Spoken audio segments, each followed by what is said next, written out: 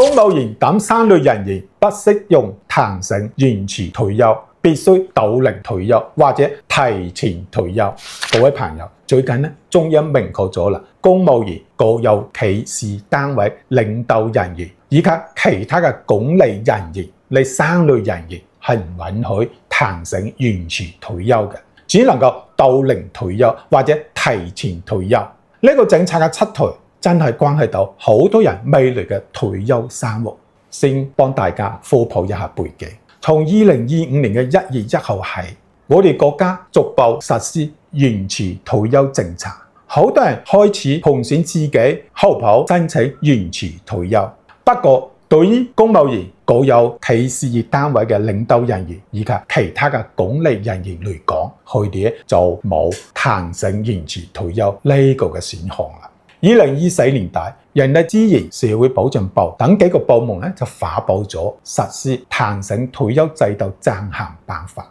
呢個辦法規定咗2個重要嘅政策：退休人員有權選擇彈性提前退休或者彈性延遲退休。職工如果想自願選擇彈性提前退休嘅，需要滿足4個條件。一個係繳費年限要達標，2030年1月1號前繳費要滿15年，之後就逐步提高到20年。第二個標準係年滿現法定退休年齡。第三個標準係提前退休嘅時間最長係唔超過3年嘅。第四個標準係至少提前3個月書面申請。另外咧，仲規定咗可以申請彈性延遲退休。關於申請彈性延遲退休呢個政策，就唔適用公務員、國有企事業單位嘅領導人員以及其他嘅管理人員。為咩呢3類人員唔能夠適用彈性延遲退休呢？呢個背後可能係有深思熟慮嘅原因。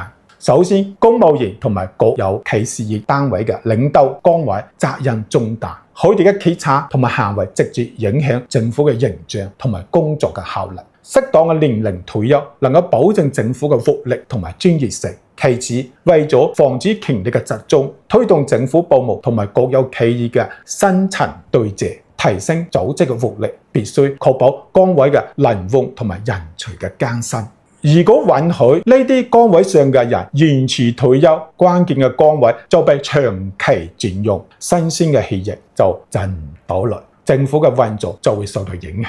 最後咧，從財政嘅角度嚟睇，公務員等管理人員嘅工資福利係公共財政支出，年齡大嘅人員對已高延遲退休會增加政府嘅財政負擔，尤其喺當前嘅經濟環境下，